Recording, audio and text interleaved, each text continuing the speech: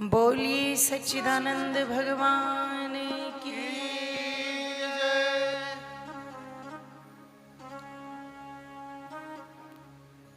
ईश्वर की महती अनुकंपा से जो ये पंच दिवसीय भव्य श्री राम कथा का आयोजन यहाँ पर किया गया,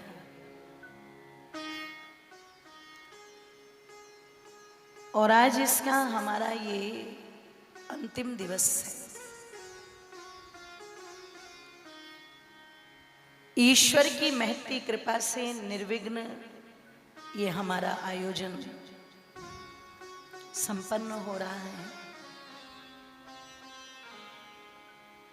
और संयोग बड़ा सुखद है कि कल रक्षाबंधन का पर्व भी है। उस रक्षाबंधन के पर्व की भी मैं हृदय की गहराइयों से आप सभी को शुभकामनाएं ज्ञापित करती हूँ। मेरी ओर से आप सभी को बहुत बहुत शुभकामनाएं।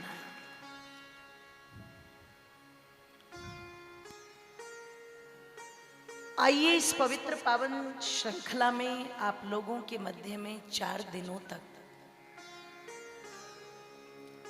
भगवान श्री रामचंद्र जी के जीवन को एक आधार बना करके, क्योंकि उनका जीवन चरित्र तो इतना विस्तृत, इतना व्यापक है कि उस पर तो जीवन भर भी चर्चा हो तो शायद वो जन्म भी कम पड़ जाए। इतने गुणों के भंडार हैं श्री रामचंद्र जी।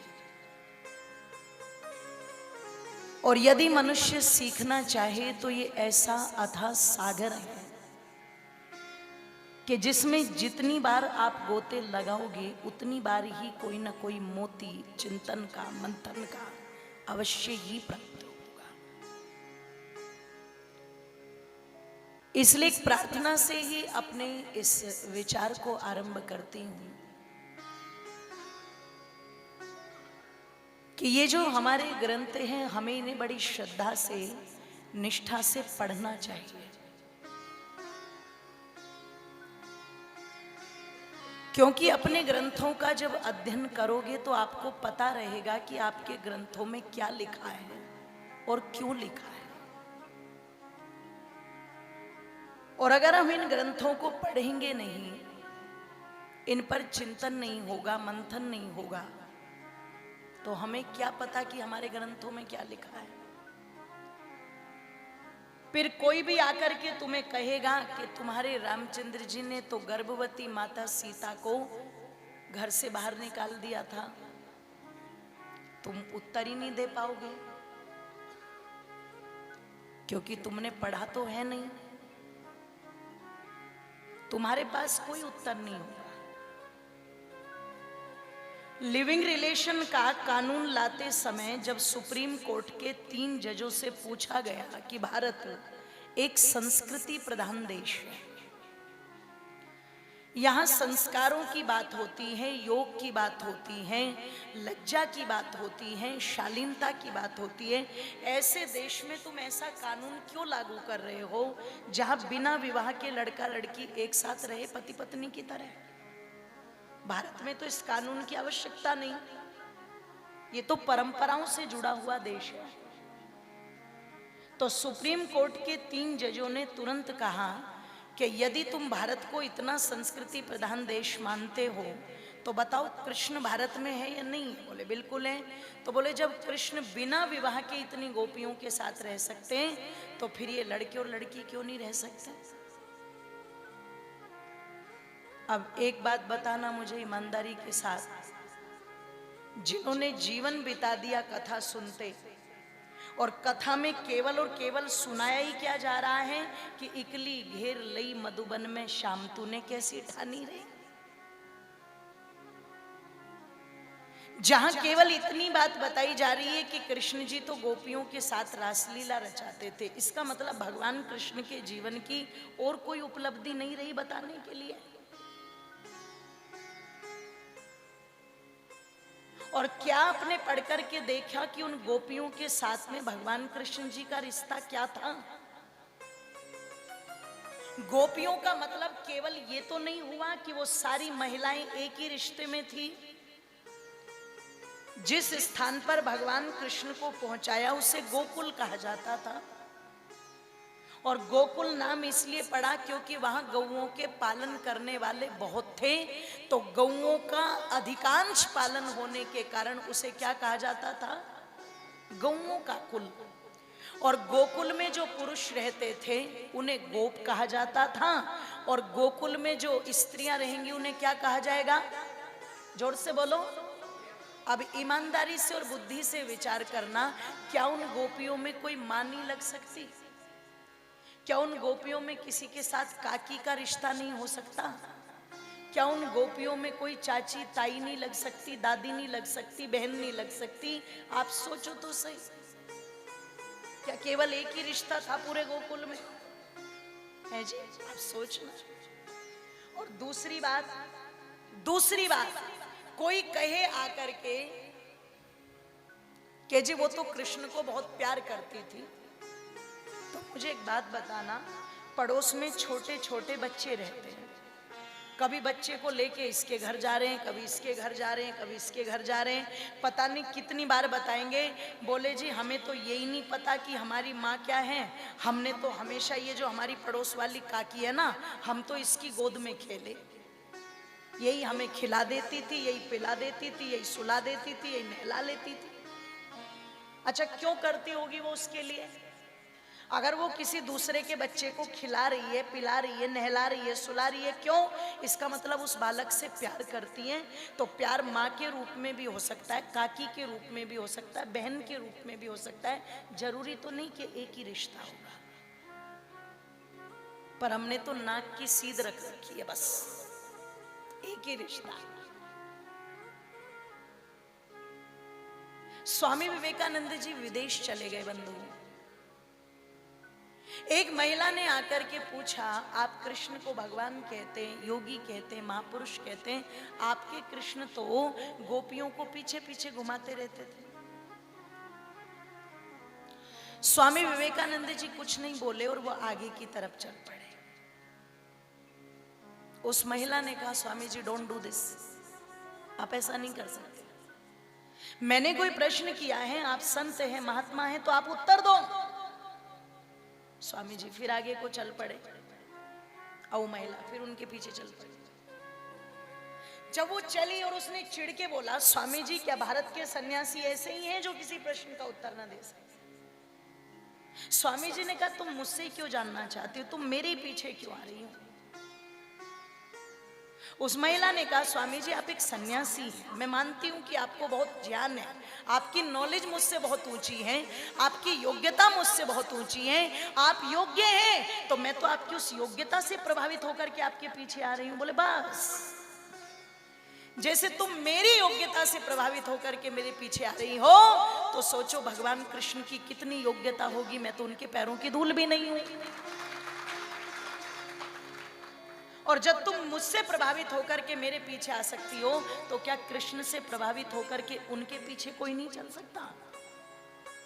अब गोप कितने चले उसका कोई वर्णन नहीं, पर गोपियां कितनी चली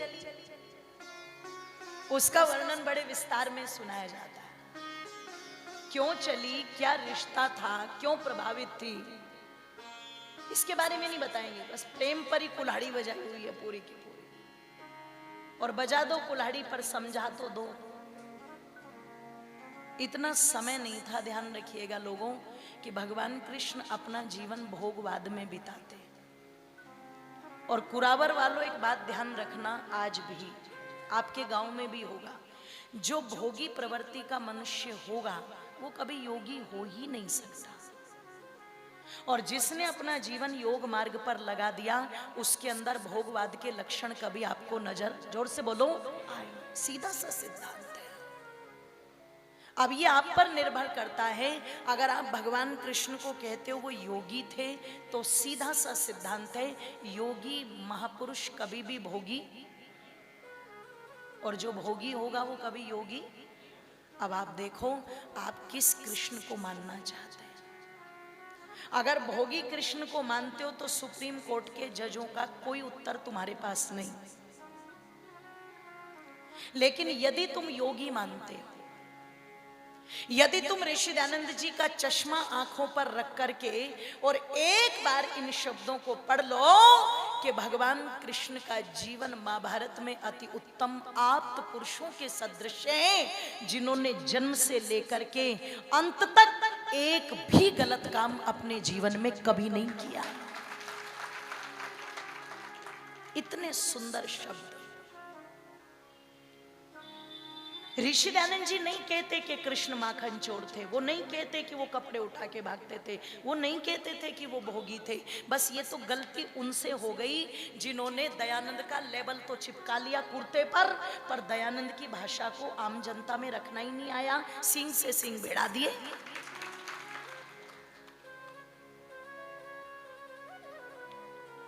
दो चार पन्ने पढ़ करके घोषित तो कर दिया अपने आप, पर न्याय नहीं कर पाए। भगवान कृष्ण राम जी के साथ तो क्या न्याय करते, ऋषि दयानंद जी के साथ न्याय नहीं कर पाए। अगर आप उनका दृष्टिकोण देखोगे, मैं मानती हूं आप इसलिए शायद नहीं मानते क्योंकि उनका दृष्टिकोण, उनका पक्ष आपके सम्मुख कभी रखा ही नहीं गया। मंदिर वालों ने सोच लिया दयानंद का मंदिर से कोई लेना देना नहीं है, नाम भी मत सुनो। और दयानंद वालों ने सोच लिया ये जो मंदिर वाले आ रहे हैं ना, ये तो बिल्कुल मूर्ख और हमसे बड़ा विद्वान धरती पर कोई नहीं। कभी तो दोनों तरफ से हुई ना। पर कभी इस बात पर विचार किया कि दयानंद जी दयानंद बने कहां से, मंदिर से ही बने, ध्यान रखिएगा। वो जागृति आई तो वहीं से आई। वेदों के ज्ञान की परिपाठी को ऊपर उठाने का संकल्प जागा तो वहीं से जागा। दुनिया ने तो ये मान लिया कि ऋषि दयानंद ने तो शिव का खंडन कर दिया, पर क्या एक बार भी किसी ने जानने की कोशिश की? 14 वर्ष का बच्चा पूरी रात भूखा प्यासा बैठा हुआ था केवल शिव के दर्शन करने के लिए, और वही बच्चा, उसके मन में एक प्रश्न जागता है कि सच्चा शिव यहाँ नहीं है, इसका मतलब सच्चा शिव कहीं तो है। वो जहां भी है मैं उस सच्चे शिव की खोज करूंगा। और जब उस सच्चे शिव की खोज की तो लिख दिया, शिव कल्याणे धातु से शिव शब्द बनता है। जो ईश्वर, जो परमात्मा, जो कण कण में विद्यमान है, जो संपूर्ण सृष्टि का निर्माता है, वही शिव है जो सबका कल्याण करता है। हम कभी न्याय नहीं कर पाए इन चीजों के साथ, कोई बताने वाला ही नहीं, पूरी तरह से गलत घोषित कर दिया। और कल एक शब्द कहा था मैंने, आज भी उसे पकड़ लेना, जहां संवाद खत्म हो जाता है वहां विवाद बढ़ते ही बढ़ते हैं। बातचीत करने को कोई तैयार नहीं है। पता नहीं सबके सब क्या पेट्रोल पी करके बैठे हुए हैं, जरा सी बात करो तुरंत आग निकलती है मुंह से ड्रैगन की तरह। ऐसा लगता है जैसे चाय की केतली में रख दिया हो सबको, सब उबले पड़े हैं, बात करने को कोई तैयार ही नहीं। और कह दो तुमसे लोगों, अगर तुम आपस में बात करना छोड़ोगे ना, एक दिन वो आएगा कि बात करने के लिए इंसान तो मिलेंगे नहीं, तो रोबोट से बात करते रहना, मशीनों से बात करना बैठ करके। आओ थोड़ा सा गलतफहमी को दूर करते हुए चलते। गलतफहमी इतनी है कि एक बार श्रद्धेय सम्मान्य जगत गुरु की उपाधि प्राप्त स्वामी रामभद्राचार्य जी महाराज ने भी बोल दिया कि दयानंद जी ने तो राम का विरोध कर दिया, कृष्ण का विरोध कर दिया, रामायण का विरोध कर दिया, गीता का विरोध कर दिया।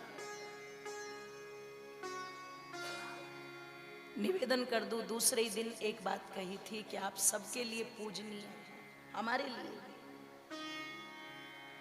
एक प्रज्ञा चक्षु व्यक्ति और इतने योग्य, और जो ये राम मंदिर पर फैसला भी आया है, मैं ये भी बात गर्व से कहूंगी, इस फैसले में भी सबसे बड़ी भूमिका अगर रही तो वो स्वामी रामभद्राचार्य जी महाराज की रही है। अत्यंत सम्माननीय है हमारे लिए। पर जब ये बात कही तो बड़ा कष्ट हुआ, और अगले दिन मैंने एक वीडियो तो जारी की थी कि अगर एक बार आप ऋषि दयानंद जी को पढ़ लेते या अपने किसी शिष्य को कहते कि मुझे पढ़ के सुनाओ, तो शायद ऐसी बात ना होती। क्योंकि ऋषि दयानंद कहते हैं बच्चों को सबसे पहले अगर कोई ग्रंथ पढ़ाने के योग्य हैं तो वो गुरु ग्रंथ हैं, एक रामायण है, एक श्रीमद् भगवत गीता है। ये ऋषि दयानंद के शब्द हैं। रामायण पढ़ाओ बच्चों को, गीता पढ़ाओ बच्चों को। लोग तो आज कह रहे हैं कि स्कूलों के सिलेबस में गीता को लागू किया जाए। ऋषि दयानंद ने तो ये बात आज से 150 वर्ष पहले कह दी थी।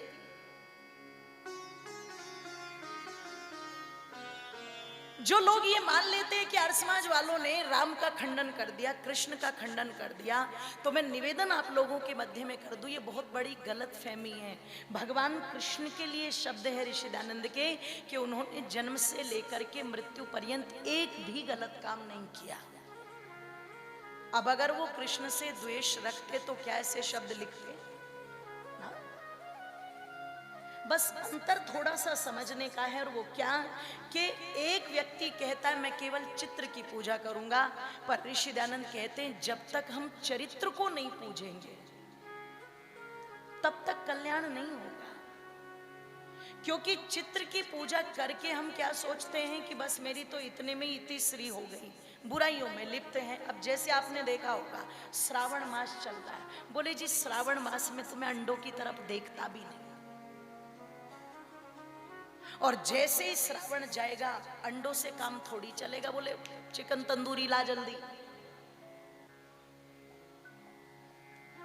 अब आप चिंतन करना, विचार करना, क्या बाबा भोलेनाथ केवल श्रावण मास में ही देख रहे हैं, उससे बाकी नहीं देखेंगे? बस ऋषि दयानंद कहते थे ये ढोंग मत करो, महापुरुषों का नाम लेकर के ये पाखंड मत करो। सामने से कोई आया, हाथ में बीड़ी जल रही है और राम राम साहब, अच्छा इससे जाकर के कोई पूछे भाई तू सुट्टे लगाते हुए राम का नाम ले रहा है, थोड़ा तो शर्म कर ले। बस अंतर इस बात का है। और जितने इस पंडाल में बैठे, मैं तो समझती हूँ आप मुझसे ज्यादा समझदार हैं। आप खुद ही विचार करो कि अगर ये बात कही जा रही है कि चित्र के साथ चरित्र की पूजा जुड़ी होनी चाहिए, चरित्र को पूजना चाहिए, तो अगर इसमें बात गलत है तो फिर मैं कहूंगी मत सम्मान देना दयानंद। पर यदि थोड़ी भी आत्मा में ये बात तुम्हें पिंच करती है, क्लिक करती है, और तुम्हें लगता है कि बिल्कुल सही कहा गया कि चरित्र की पूजा करे, क्यों? अगर राम जी के चरित्र की पूजा होती तो मैं कह दूं एक भी वृद्धाश्रम भारत में ना खुलता। अगर राम जी के चरित्र की पूजा होती एक भी माता पिता को कष्ट ना होता। अगर कृष्ण जी के चरित्र की पूजा होती तो क्या ये गौ माता पोलोथीन खाती घूमती? अगर कृष्ण जी के चरित्र की पूजा होती तो क्या 4 साल की बच्ची के साथ व्यभिचार होता? श्रद्धा के कत्ले कत्ले होते?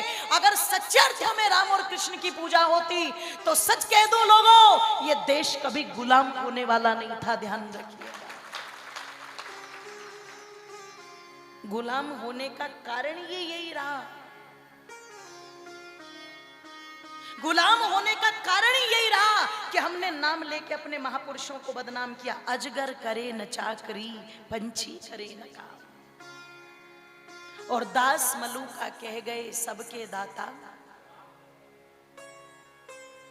कौन कहता है अजगर काम नहीं करता? अजगर तो निकलता है अपने बिल से शिकार के लिए। कौन कहता है पंछी काम नहीं करते? हमसे तुमसे पहले उठ करके चल देते दाने के लिए। और हमारी इस कौम को निकम्मा बनाने के लिए, निठल्ला बनाने के लिए ये कह दिया राम जी के भरोसे बैठ जाओ। और राम जी किसके भरोसे बैठे थे? भगवान राम ने तो पुरुषार्थ किया।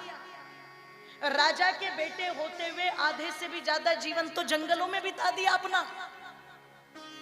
संघर्ष था उनके जीवन में, तप था उनके जीवन में, त्याग था उनके जीवन में। आज तो तुम्हें जरा सा पता लग जाए कि कहां सुविधा है, तुरंत उधर ही खिसक लेते।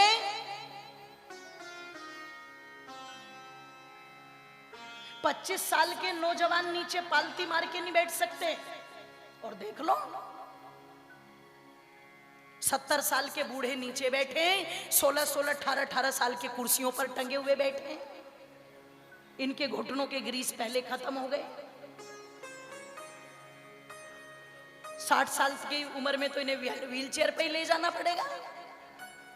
आप चिंतन करना, विचार करना, जरा सी पता लग जाए बात की सुविधा कहां मिल रही है, तुरंत वहीं पहुंच जाते हैं।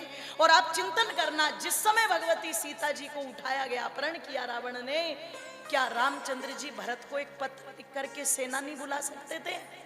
जोर से बोलो, बुला सकते थे। एक पत्र लिखते और भरत, मैं कहती हूं, लेट करके आता, नमन करता हुआ, प्रणाम करता हुआ सेना लेके।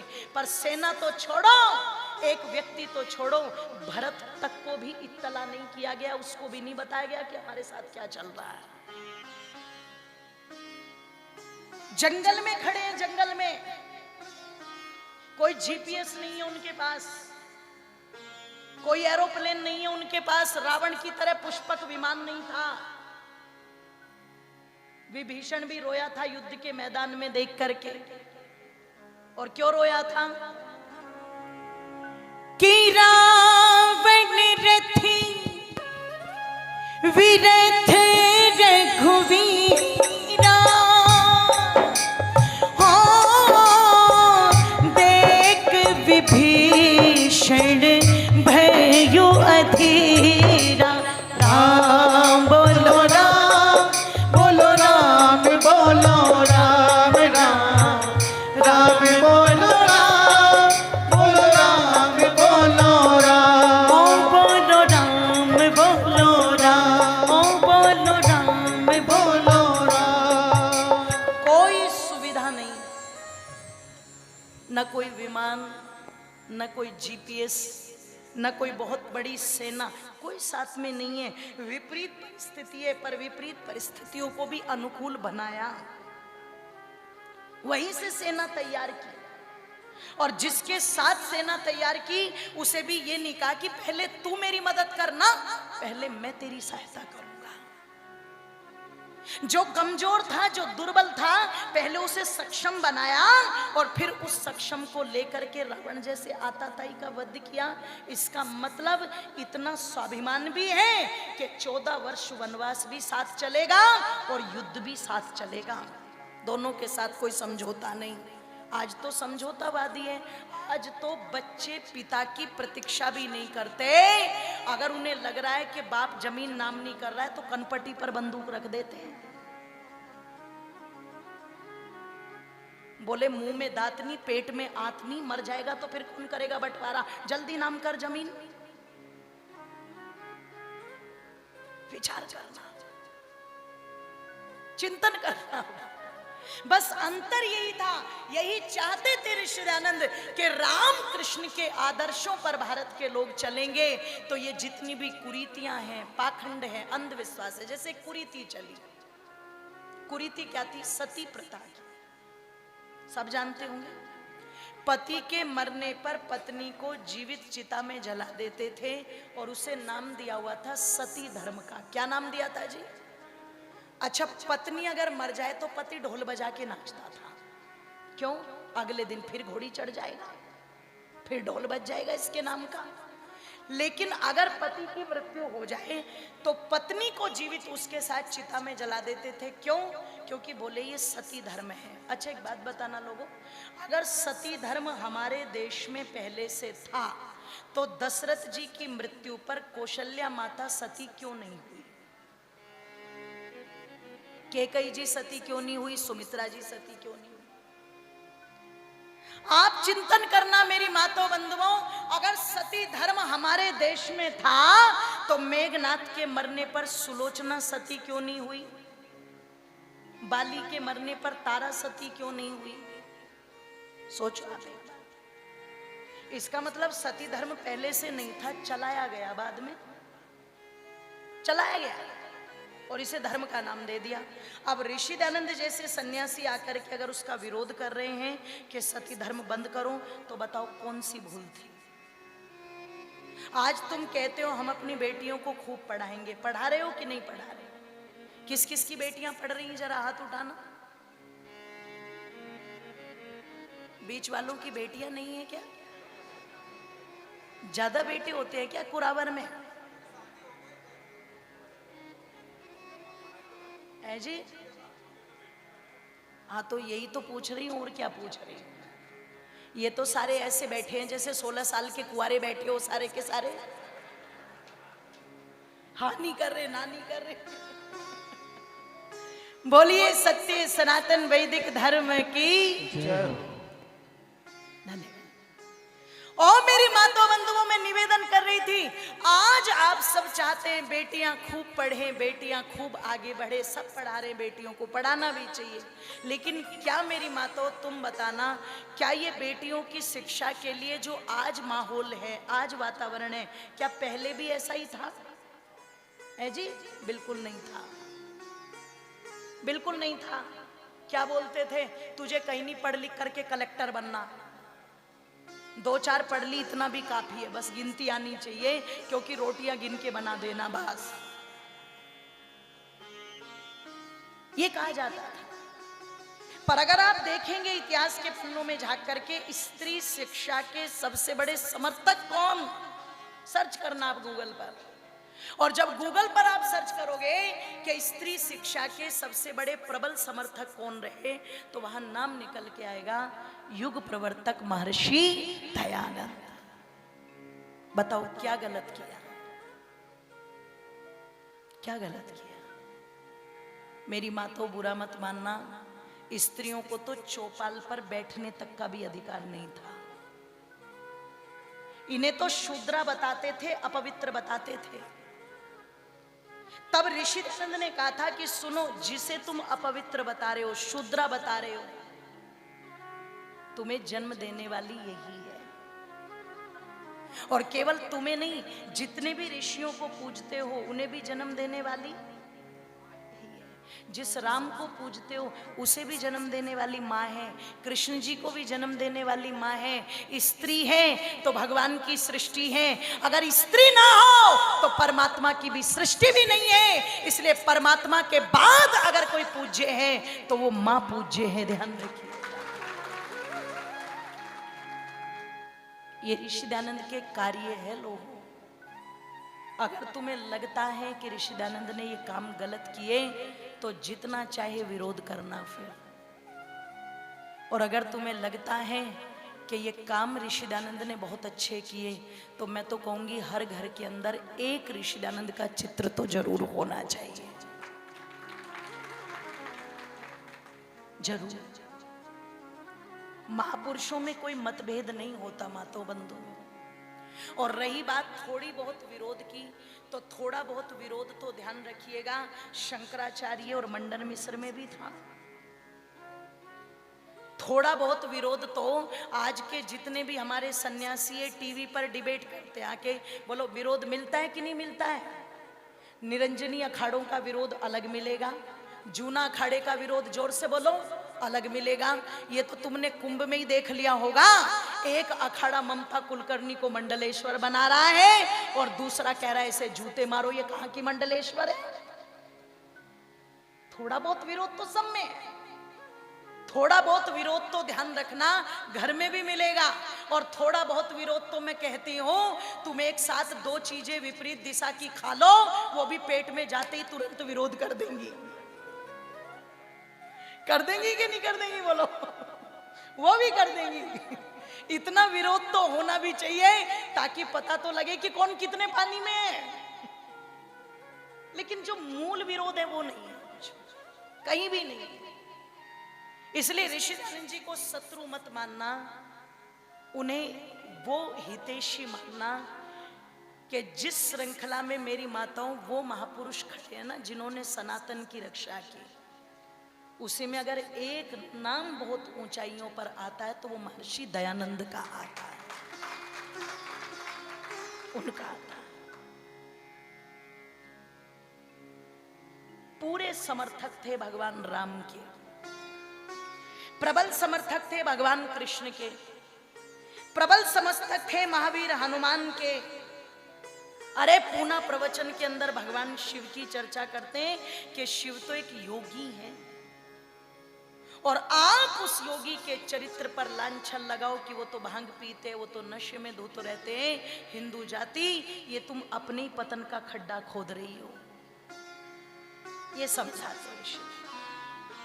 अगर करीब आकर के समझोगे ऋषि दयानंद को, तो मैं निवेदन आप लोगों के मध्य में कर दूं, तुम्हें पता लगेगा कि वास्तव में हिंदू जाति का कितना बड़ा उद्धार उन्होंने किया। वेद जैसे ग्रंथ को लोग कहने लगे थे कि उन्हें तो शंकासुर लेकर के चला गया, लेकिन ऋषि दयानंद जैसे तपस्वी ने जर्मनी की लाइब्रेरी से मूल संगीता मंगाई, भारतीय संगीताओं को रखा, सबका मिलान आपस में किया, और तब जाकर के यजुर्वेद का भाष्य करके ऋषि दयानंद ने कहा था, लो तुमने कहा था शंकासुर लेकर के चला गया, पर मैं शंकासुर से युद्ध करके वेदों को दोबारा लेकर के आया। क्योंकि कोई शंकासुर नहीं था, पर क्या था? आलस था, प्रमाद था, मनों की शंका थी, जिसने नष्ट कर दिया था। और फिर कह दूं, जब कोई ग्रंथ पढ़ा नहीं जाएगा, जब हम उसे अपने घर में रखेंगे नहीं, तो नष्ट तो वे अपने आप ही हो जाएंगे। इसलिए कहा, घर में रामायण भी रखो, उसे पढ़ो, गीता भी रखो, उसे पढ़ो, उपनिषद भी रखो, उसे पढ़ो, वेद भी रखो, उसे पढ़ो। पढ़ कर के पता लगेगा हमारे ग्रंथ क्या कहते हैं। फिर अगर कोई आकर के कहे कि सीता जी को गर्भ अवस्था में राम जी ने घर से निकाल दिया था, तो तुम कहना, भैया रुक, मैं रामायण लेकर के आता हूं, पहले दिखा रामायण में कहां लिखा हुआ है। अगर तुमसे आकर के कोई कहे कि शंभुक ऋषि का वध किया था, तो रामायण खोल करके दिखा देना, बता कहां लिखा हुआ है इसमें। जो मिलावटी चीजें छाप दी, आपके कई सारे ग्रंथ, जैसे हरियाणा के अंदर एक रामपाल महाराज है, उन्होंने ऋषि दयानंद को बदनाम करने के लिए अपना सत्यार्थ प्रकाश छपवाया, और उसमें क्या किया, जो बातें थी उनको तोड़ मरोड़ करके लिख दिया कि ये तो ये गलत बोल रहे, तो ये गलत बोल रहे। ऐसे ही कुछ षड्यंत्रकारियों ने आपके ग्रंथ भी गलत छपवा रखे हैं, और उन ग्रंथों को वो दिखा देते हैं। तो मूल ग्रंथ अगर आप पढ़ोगे, रामायण है, दिल्ली से छपती है, स्वामी जगदीशानंद जी महाराज की, एक बार उस रामायण को पढ़ना। मेरे पास में मेरे परदादा जी की एक गीता रखी हुई है, जिसमें लगभग 550 के करीब श्लोक है। परदादा की है वो, मेरे आज तक रखी हुई है। और वर्तमान में जो मूल गीता है, उसमें लगभग 700 से भी अधिक श्लोक है। अब सोचो आप कितनी मिलावट होगी। और ये जानते हो हमारे साथ क्यों हो रहा है? क्योंकि सबसे ज्यादा कमजोर हम ही हैं, जो अपने धर्म पर ध्यान नहीं देते। धर्म के नाम पर हमें कोई कुछ भी दे देना, हम तुरंत के तुरंत उसे ले लेते हैं, और बस माथे से लगा के और रख देते हैं उसे। और जब वे तस्वीर पुरानी हो जाए, मूर्ति पुरानी हो जाए, तो फिर उन्हें गमले में पहुंचा देंगे। फिर कुछ दिन गमले में भी उन पर जल चढ़ेगा। फिर गमले के बाद जब ज्यादा ही पुरानी हो जाएगी, तो फिर सीधे उठा करके नदी में धूम पटक के मारेंगे। ले पढ़, माता चिल्लाती होगी बचाओ बचाओ, और तुम कहते हो जय माता की, अगले साल फिर आना।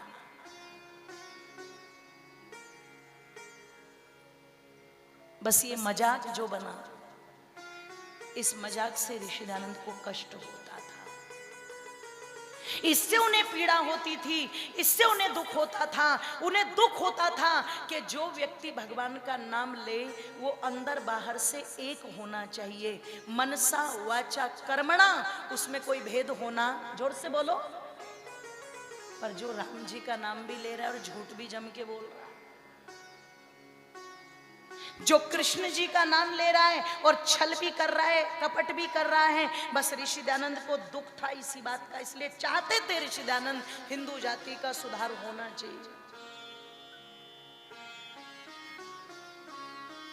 हिंदू जाति का सुधार होना चाहिए, ये संस्कृति बदनाम ना हो जाए, ये चिंता थी ऋषि दयानंद को। इसलिए उन्होंने उस समय थोड़ा कठोरता से चीजें की। पर जब मूल में जाके देखोगे ना, पूरी दुनिया सोती रहती थी और ऋषि दयानंद एक दिन रात को उठ करके रो रहे हैं। सेवक ने बिस्तर देखा, सुबह आकर के कहता है ऐसा लगता है आज महाराज सोए नहीं। क्या हुआ गुरुवर? नींद नहीं आई? ऋषि दयानंद की आंखें रो रो करके सूजी हुई थी। बोले मैं रात भर यही सोचता रहा, सोने की चिड़िया था मेरा ये देश। और आज एक ऐसी घटना घटी कि मैं गंगा के किनारे समाधि लगा के बैठा था। एक कोई माँ अपने बच्चे को लेकर के आई, विधवा महिला थी, उसका बच्चा मर चुका था। उसने कपड़े में बच्चे को लपेटा हुआ था। उस बच्चे को नदी में डाल के वो अपना कपड़ा वापस लेके चल पड़ी। मेरी आंख खुली तो मैंने उस माँ से पूछा, माँ तूने ये क्या डाला पानी में? बोले अपना मरा हुआ बेटा।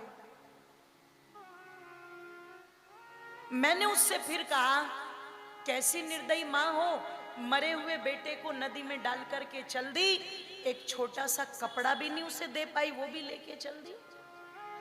बोले खड़े खड़े उस महिला ने मुझे कहा, सन्यासी है ना, तेरे तो आगे पीछे लोग घूमते होंगे, तुझे तो सोना चांदी पता नहीं क्या क्या दान में देते होंगे, तुझे एक विधवा की करुण कहानी का क्या पता? मैं एक विधवा, मेरे पास इतने भी पैसे नहीं थे कि मैं अपने बेटे का इलाज करा सकूं। ये एक साड़ी मेरे तन पर ढकने के लिए थी, बेटा तो पैसे के अभाव में मर गया, पर अब उसे ढकने के लिए कफन चाहिए था। मैंने अपनी आधी साड़ी फाड़ करके उसमें ढका था और आधी साड़ी से ये बदन लिपटा हुआ है। बेटा तो चला गया पर मैं जिंदा हूं, मुझे तन ढकना पड़ेगा, इसे वापस सील करके अपना शरीर ढक लूंगी, इसलिए इस टुकड़े को लेके चली। ऋषि दयानंद सारी रात रोए, कहा तो ये मेरा देश सोने की चिड़िया था, कहा एक माँ के पास आज कफन तक नहीं है। ये पीड़ा किसी ऐसे वैसे व्यक्ति को नहीं हो सकती। लोगों, अगर कोई सोचे कि दयानंद को अपने आप को चमकाना था, एक भी कुटिया उनके समय में ऐसी नहीं थी जिस पर लिखा हो ये दयानंद की कुटिया है। जिसने ये कह दिया कि मरते समय मेरी राख भी खेतों में डाल देना ताकि लोग वहां भी माथा ना टेक पाए, वो क्या चाहेगा? बस वो तो चाहते थे हिंदू जाति का उद्धार। और क्यों? वो इसलिए कि डर गए कि कहीं जिंदगी नाकाम ना हो जाए,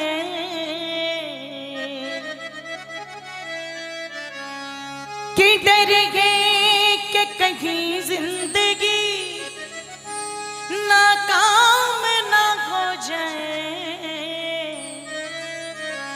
ये भूमि राम श्याम की बदनाम ना हो जाए, ये भूमि राम श्याम की बदनाम ना हो जाए। डर गए कि कहीं जिंदगी नाकाम ना हो जाए, डर गए कि कहीं जिंदगी नाकाम ना हो जाए। ये भूमि राम श्याम की बदनाम ना हो जाए, ये भूमि राम श्याम की बदनाम ना हो जाए, ये भूमि राम श्याम की बदनाम ना हो जाए, ये भूमि राम श्याम की बदनाम ना हो जाए। दोनों हाथों को एक साथ उठा करके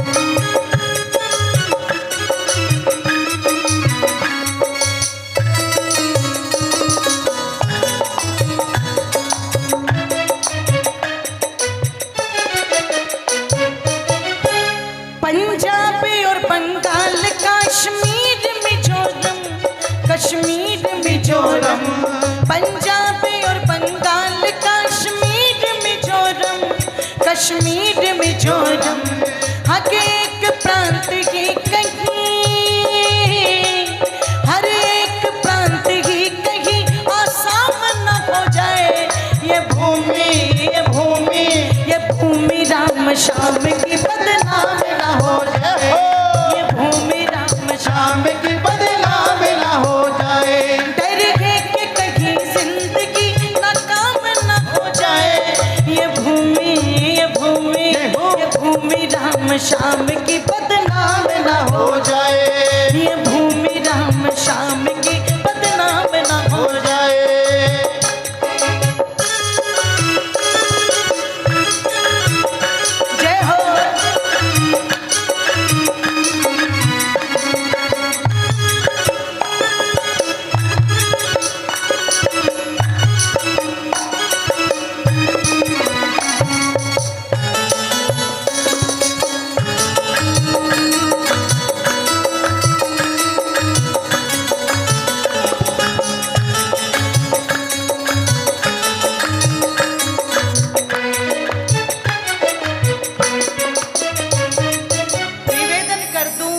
पता लगा जैसे शंकराचार्य जी का केरल आज ईसाइयों का गढ़ बन गया। कश्मीर जो ध्यान रखिएगा कुश की राजधानी थी, भगवान राम के पुत्र की राजधानी थी, आज वो दूसरों का गढ़ बन गई। ऋषि दयानंद जी नहीं चाहते थे भारत का हर एक प्रांत इस विपदा को भोगे, इसलिए उन्होंने उस समय एक आंदोलन चलाया जिसे स्वामी श्रद्धानंद ने नाम दिया था शुद्धि आंदोलन। कि जितने भी हमारे भाई हमसे बिछड़ करके धर्मांतरित हुए हैं उन्हें क्या करो, जोर से बोलो। अच्छा एक बात बताना, एक कहावत कही जाती है, सुबह का भूला शाम को वापस आ जाए तो उसे भूला। बहुत बैठे थे आने के लिए, पर बुरा मत मानिएगा, हमारे कुछ धर्माचार्यों ने रास्ते बंद कर दिए। बोले जो चला गया चला गया, मलेच्छ हो गया, वो वापस नहीं आ सकता। लेकिन उस समय ऋषि दयानंद ने शुद्धि आंदोलन चलाया, स्वामी श्रद्धानंद ने आगे बढ़ाया। 6 लाख मुसलमानों को स्वामी श्रद्धानंद ने शुद्ध करके हिंदू बनाने का काम किया था। आज ईमानदारी से बताना, क्या आरएसएस वो काम नहीं कर रहा जिसे आर्य समाज ने शुद्धि आंदोलन कहा? आरएसएस वालों ने, संघ वालों ने, बाबूजी खंडेलवाल जी बैठे बड़े मजबूत सिपाही हैं, उसे आज आरएसएस कौन सा नाम दे रही है? घर वापसी का नाम दे रही है। प्रोग्राम तो वही है, प्रोग्राम तो वही है। उत्तर प्रदेश के अंदर आज से लगभग 17-18 साल पहले एक प्रोग्राम में पता लगा 11 परिवार शुद्ध हुए थे। यज्ञ मैंने कराया था और योगी आदित्यनाथ जी ने उनको रुद्राक्ष की माला पहनाई और सबके हाथों में योगी आदित्यनाथ जी ने अपनी तरफ से सत्याग्रह प्रकाश दिया हुआ। बताओ कौन सा? मैं भी थी वहां, वो भी थे, वो संघ की तरफ से, मैं आर्य समाज की तरफ से। अंतर क्या था? कुछ भी अंतर नहीं था। जिस चीज को ऋषि दयानंद ने आज से 150 साल पहले कह दिया, आरएसएस खुद उस काम को कर रही है घर वापसी कह करके, पर उस समय नहीं मानी ऋषि दयानंद जी की, उस समय नहीं मानी। अगर उस समय मान लेते तो शायद बात आज कुछ और होती, पर उस समय नहीं मानी। इसलिए कह दूं आप लोगों के सामने, ऋषि दयानंद चाहते थे हमारी पीढ़ी मजबूत बने, इसलिए गुरुकुल खोले। कौन सी पीढ़ी के लिए?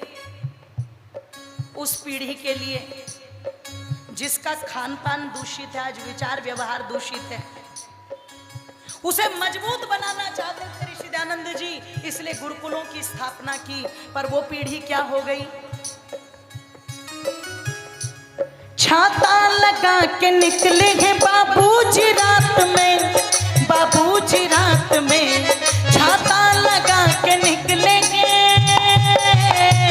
छाता लगा के निकले हैं बाबूजी रात में, बाबूजी रात में। पड़ जाए कहीं ओस तो, पड़ जाए कहीं ओस तो जुखाम न हो जाए। ये भूमि ये भूमि राम श्याम की बदनाम ना हो जाए, ये भूमि राम श्याम की बदनाम ना हो जाए। डर गए कि कहीं जिंदगी नाकाम ना हो जाए, डर गए कि कहीं जिंदगी नाकाम ना हो जाए। ये भूमि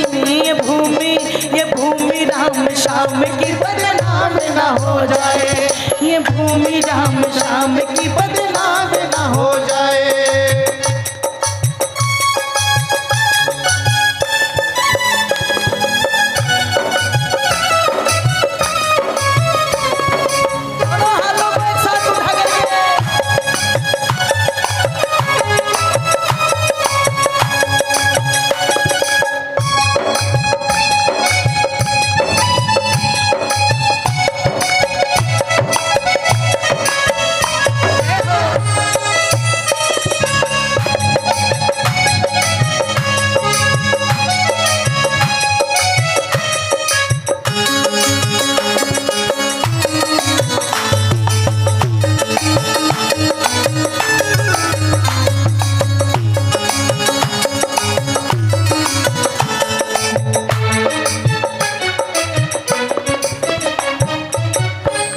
जम जम के चल रहे हैं आज महफिलों में जाम, महफिलों में जाम, जम जम के चल रहे हैं आज,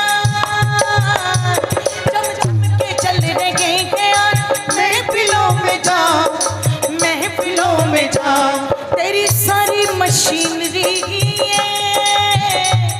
तेरी सारी मशीनरी बेजाम ना हो जाए। ये भूमि ये भूमि ये भूमि राम श्याम की बदनाम ना हो जाए। ये भूमि राम श्याम की बदनाम ना हो जाए। डरगे के कहीं जिंदगी नाकाम ना हो जाए। ये भूमि ये भूमि ये भूमि राम श्याम की बदनाम ना हो जाए। ये भूमि राम श्याम की बदनाम ना हो जाए। ये भूमि राम श्याम की बदनाम ना हो जाए।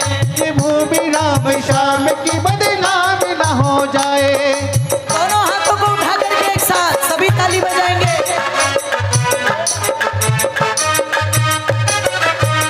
जय हो।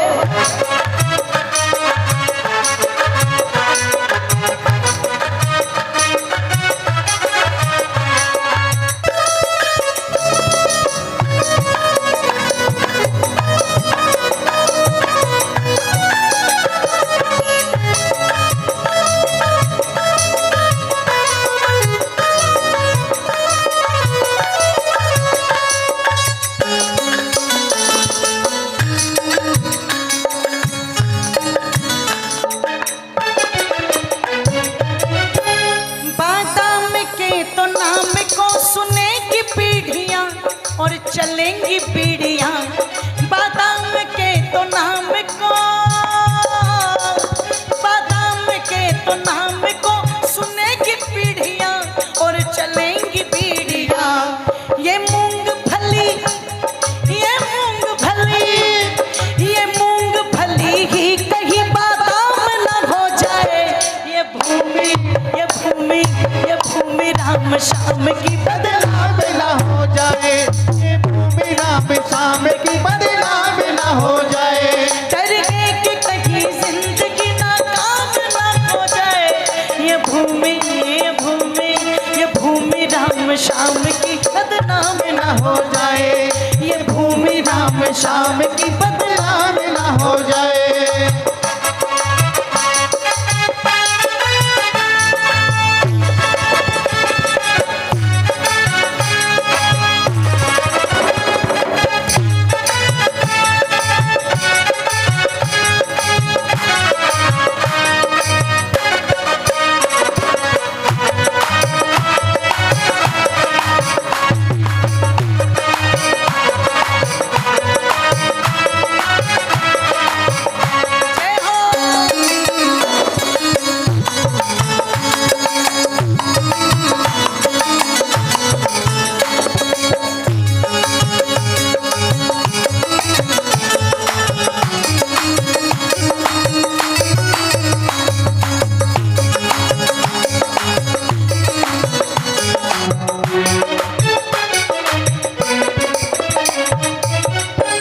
व्याकुल कवि बचाए कौन मेरे देश को, मेरे देश को।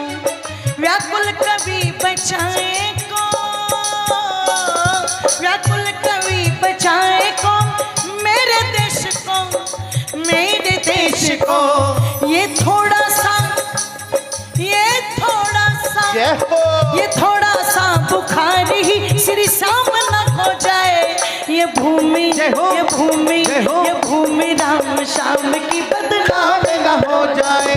ये भूमि राम श्याम की बदनाम ना हो जाए। डरगे कि कहीं जिंदगी नाकाम ना हो जाए। ये भूमि ये भूमि ये भूमि राम श्याम की बदनाम ना हो जाए। ये भूमि राम श्याम की बदनाम ना हो जाए। ये भूमि राम श्याम की बदनाम ना हो जाए। ये भूमि राम श्याम की बदनाम ना हो जाए। ये भूमि राम श्याम की बदनाम ना हो जाए। ये भूमि राम श्याम की बदनाम ना हो जाए। ये भूमि राम श्याम की बदनाम ना हो जाए। ये भूमि राम श्याम की बदनाम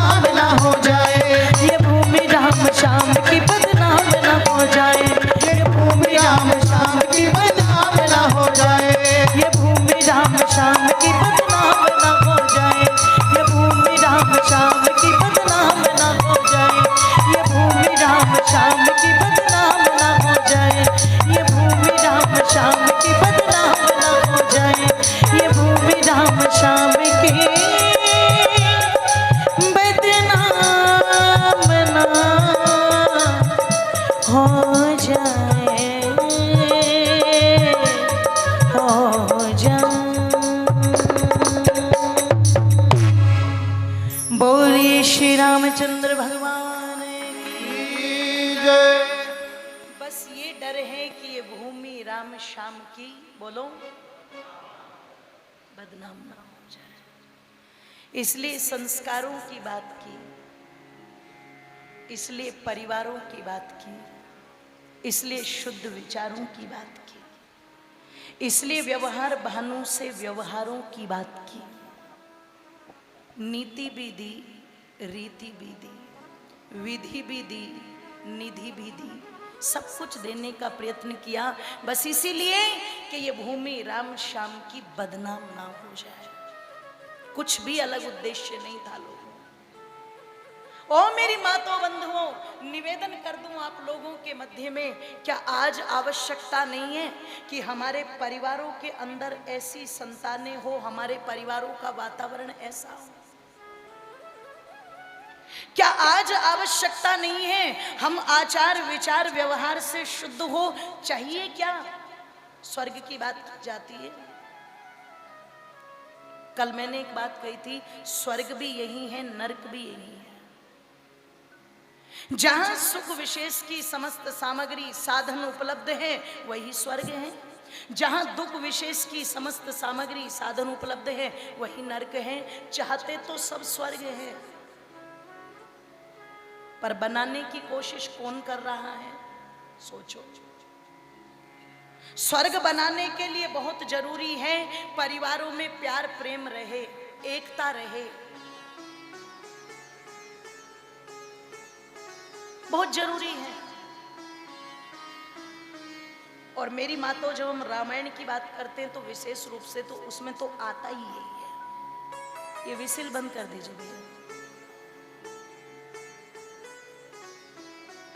कहते हैं जिस समय भगवान श्री रामचंद्र जी का और उनके भाइयों का विवाह हुआ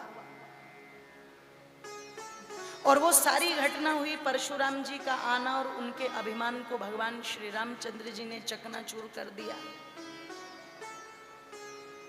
और कहते हैं मातो, चारों लक्ष्मियों के साथ अयोध्या वापस आ गए। ध्यान से सुनो। अयोध्या में जिस समय वापस आए हैं तो कहा जाता है भरत जी को तो उनके मामा ले गए। युधाजीत नाम था। महाराज दशरथ से कहते हैं इनके नाना ने इनको याद किया है, तो भेज दिया दशरथ जी ने भरत जी को। अब भरत जी के साथ शत्रुघ्न भी चले गए और कहते हैं सब कुछ बहुत अच्छा चल रहा था। लेकिन एक दिन महाराज दशरथ क्या देखते हैं, उनके कान के पास के जो कुछ बाल हैं वो थोड़े थोड़े से सफेद हो गए। सफेद बाल हो ही जाते हैं। यहां भी जिनके सफेद बाल हैं वो ज्यादा बैठे हैं और जिनके काले बाल हैं वो कम बैठे हैं, क्योंकि काले बाल वालों को बता दिया है, बोले सत्संग भजन कथा ये तो बुढ़ापे का सब्जेक्ट है, इसलिए बच्चों को लगता है हमें इससे दूरी रहना चाहिए।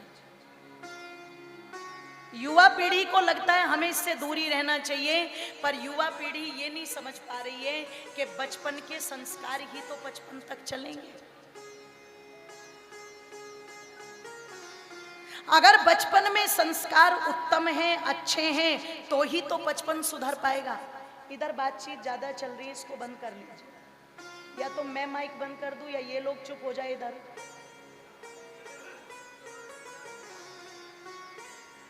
थोड़ा सा आप लोग देखो, ये प्रोग्राम आपका ही है। शांत बैठने का प्रयत्न करेंगे और बातचीत अगर जरूरी भी है तो उसको अलग जाके करने, कोई बात नहीं, होती भी है कभी आवश्यक वार्ता, थोड़ा सा अलग जाके करने। बोलिए सत्य सनातन वैदिक धर्म की जय। ओ मेरी माता बंधुओं, निवेदन कर रही थी आप लोगों के मध्य में कि पता चला जो युवा पीढ़ी है उसे लगता है हमारा भगवान के भजन से कोई लेना देना नहीं है। पर मैं एक बात को क्लियर कर दूं कि जिनकी कथाएं सुनाई जाती हैं, चाहे वो राम जी की हो, चाहे कृष्ण जी की हो, चाहे हनुमान जी की हो, चाहे शंकर भगवान की हो, चाहे और किसी महापुरुष की हो, चाहे किसी क्रांतिकारी की हो, ये जितनी भी कथाएं सुनाई जाती हैं, इनका आरंभ बचपन से ही हुआ है। भगवान कृष्ण ने वृद्धावस्था में जाकर के कोई बड़े काम किए हो, ऐसा किसी कथा में नहीं आता। राम जी ने 50 साल के बाद कुछ अच्छा किया हो, ऐसा किसी कथा में नहीं आता। कंस का वध करते समय कृष्ण जी 14-15 वर्ष के थे, और मुनि विश्वामित्र जी भी जब राम जी को लेकर के आए ये, तो उनकी आयु भी 15 ही वर्ष की थी। जिस युवा पीढ़ी को कथा से दूर कर दिया, और कहते हैं कि बच्चे तो पढ़ लिख लेंगे, पढ़ाई में ध्यान दे लेंगे। ध्यान रखना, एक पढ़ाई वो है कि उन्होंने गणित पढ़ लिया, भूगोल पढ़ लिया, उन्होंने पता लगा कि विज्ञान पढ़ लिया, पर यदि जीवन के विज्ञान को नहीं जान पाए, जीवन की ज्योग्राफी उनकी समझ में नहीं आई, जीवन की गणित, गुना घटा, भाग जोड़, ये सब उनकी समझ में नहीं आया, तो वो कितनी भी बड़ी डिग्री लेकर के बैठ जाए, वो डिग्री भी उन्हें मानव बनाने का काम नहीं करेगी। मानव बनाने का काम इसी सत्संग में होता है। इसलिए मैं प्रार्थना करूंगी, अपने बच्चों को लेकर के आया करो। ये मेरी बहनें बैठी हुई है, अच्छा लग रहा है इन्हें देख करके, आना चाहिए उन्हें लेकर के। अगर बचपन में सुनेंगे तो ही तो बड़ों तक वो संस्कार पहुंचेंगे, और अगर बचपन में ही ना सुन पाए तो 55 साल की उम्र में हो सकता है घोड़ी चढ़ने के सपने देखे। ओ मेरी बातों बंधुओं, निवेदन कर रही थी आप लोगों के मध्य में कि आज सफेद बाल वाले घबरा जाते हैं, पर महाराज दशरथ परंपरा क्या थी, सफेद बाल हो गए तो व्यक्ति अपना पहनावा बदल देता था, खान पान बदल देता था, बोलचाल में अंतर आ जाता था, ये कहते हुए कि अब तो थोड़े बड़े हो गए तो बड़ों वाली बातें होनी चाहिए, अब नादानी नहीं होनी चाहिए, अब कोई ऐसा हल्कापन नहीं होना चाहिए जिससे दूसरे पर गलत प्रभाव पड़े। दशरथ जी के सफेद बाल हुए और उन्होंने तुरंत सपना सजा लिया रामचंद्र जी को राजा बनाने, तैयारियां सब थी, उनकी तरफ से किसी भी प्रकार की कोई कमी नहीं थी, भव्य तैयारियां चल रही थी। पर सोचो, महाराज दशरथ की इतनी बड़ी योजना पर उस महल की एक दासी ने पानी फेर दिया, एक ही दासी ने। पता नहीं लगता, हम अपनी योजना बना करके बैठे रहते हैं और परमात्मा क्या योजना बना करके बैठा हो पता नहीं लगता। अभी परसों की तो बात है, उत्तराखंड के अंदर इतने बड़े बड़े होटल, इतने बड़े बड़े मकान, इतनी चहल पहल जो दिख रही थी, सेकंडों में बादल फटा और मलबा आया और पूरा का पूरा शहर ऐसा तबाह हो गया कि पता ही नहीं लगा कि यहाँ कुछ था भी क्या 5 मिनट पहले। उसकी योजना गजब की है। इसलिए किसी से डरो या ना डरो, पर भगवान से जरूर डरो। और जो भगवान से डरता है ना लोगों, दुनिया में उसे किसी से डरने की आवश्यकता नहीं पड़ती, किसी से भी। उसकी क्या योजना है आप सोचो। दशरथ जी के ढोल नगाड़े सब धरे रह गए, दशरथ जी की साज सज्जा सब धरी रह गई, दशरथ जी के राज्याभिषेक की सामग्री धरी रह गई, यज्ञ कुंडों की अग्नि वहीं रुक गई, ब्राह्मणों के मंत्र वहीं रुक गए, मानो ठहर सी गई वो अयोध्या। किसके कारण? कि मंथरा ने जाकर के कैकई के कान भर दिए। और किस कैकई के? जो राम को अपने प्राणों से भी अधिक प्रेम करती थी, उसके बुला लिया महाराज दशरथ को भी कैकई ने। ऐसा मोहपाश में बांधा है, ऐसा बांधा, और बांधने का तरीका भी तो देखो कितना गजब। कहते हैं जब मंथरा ने जाकर के माता कैकई को सब बातें बताई, और कहते हैं मंथरा की बातों को सुनकर के माता कैकई की खुशी का कोई ठिकाना नहीं रहा। मंथरा के गले में अपना हार पहना करके कहती है, मंथरा तू इतनी अच्छी खबर लेकर के आई है, आज तो जो तू कहे वो मांग ले, मैं तुझे सब दे दूंगी। हार फेंक करके मारा मंथरा ने, मुझे तेरा हार नहीं चाहिए। तेरी आंखें फूट गई है लेकिन मेरी आंखें अभी तक फूटी नहीं है। तू जिन बातों को सुनकर के बड़ी प्रसन्न हो रही है, बड़ी खुश हो रही है, तू ये नहीं जानती ये जीत राम की होगी, लेकिन ये भरत की बहुत बड़ी हार है। और क्यों हार है? सोच, जिस उत्सव के न्योते देश विदेशों तक भेजे जा रहे हैं और तेरे पुत्र को उसकी भनक तक नहीं है, उसे पता तक नहीं है, उसे इस आयोजन में बुलाया तक भी नहीं गया है।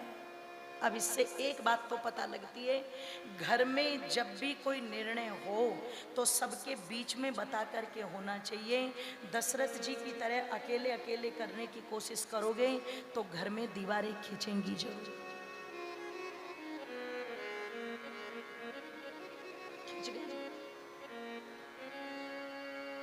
इतनी पवित्र कैकेयी जो इतना प्रेम करती थी भरत के बारे में, ऐसा कुछ कह दिया मंथरा ने कि माता कैकेयी की बुद्धि घूम गई। और बुद्धि घूम गई तो कहा, मंथरा अब तो कुछ भी नहीं हो सकता, अब तो महाराज ने घोषणा कर दी, अब क्या होगा? तो क्या कहती है, सब कुछ हो सकता है। घोषणा की है, राजा बनाया तो नहीं। एक काम कर, अपने वो 2 वरदान मांग ले देवासुर संग्राम वाले, इससे अच्छा मौका नहीं है। और पूरी तैयारी करा करके, पूरी तैयारी क्या थी? कैकेयी की साड़ी उतरवा करके पुरानी साड़ी पहनाई, सारे गहने उतरवा दिए, श्रृंगार उतरवा दिए। और उस दिन मुझे एक बात तो पता लगी कि जब पतियों को रिझाना होता है तो उसके लिए जो माताएं श्रृंगार करती हैं वो अलग है, और जब पतियों को डराना होता है उसके लिए जो तैयारी की जाती है वो अलग होती है। एक मेकअप, एक नॉन मेकअप। नॉन मेकअप देखेगा तो अपने आप ही चुड़ैल टाइप की नजर आएगी, अपने आप ही डर जाएगा देख करके। कैकेयी को भी कुछ ऐसा ही वेश दे करके भेज दिया कोप भवन में। कोप भवन में दशरथ जी का आना, बार बार आग्रह करना, तुम्हें क्या हुआ क्या हुआ। तब कैकेयी ने बांधा अपने शब्दों में महाराज दशरथ को और कहा, मेरे वो 2 वरदान याद है आपको? महाराज दशरथ ने कहा, इसलिए नाराज हो कि तुम्हें तुम्हारे 2 वरदान नहीं प्राप्त हो पाए? क्या देवी इसलिए रुष्ट हो मुझसे? हम रघुवंशी हैं, कुछ भी भूलते नहीं है, याद है। तुमने मांगे नहीं इसलिए मैंने कभी याद भी नहीं दिलाया। तुम 2 की छोड़ो 10 मांगो, सब कुछ तुम्हारा ही तो है। अच्छा, महाराज दशरथ को भी ये कहाँ पता होगा कि 2 में ही तुम्हारे प्राण खींच के ले जाएगी। कैकेयी कहती है, महाराज 10 तो नहीं, अगर देना है तो कोई बात नहीं, आप इतने उत्सुक हो तो मुझे मेरे वही 2 वरदान दे दो, मुझे मेरे वही 2 वरदान दे दो, मुझे आपके 10 की आवश्यकता नहीं है। और क्या बोली कि सुनो प्राण प्रिय बावत जी का, मांगहु एक भरत ही टीका, कि मांगत दोसर वर कर जोरी, पूरहु नाथ मनोरथ मोरी, तापस वेश विशेष उदासी, 14 बरस राम वनवासी, दीन वचन कहे बहुविधि रानी, सुन को प्रीत गए माया ठानी,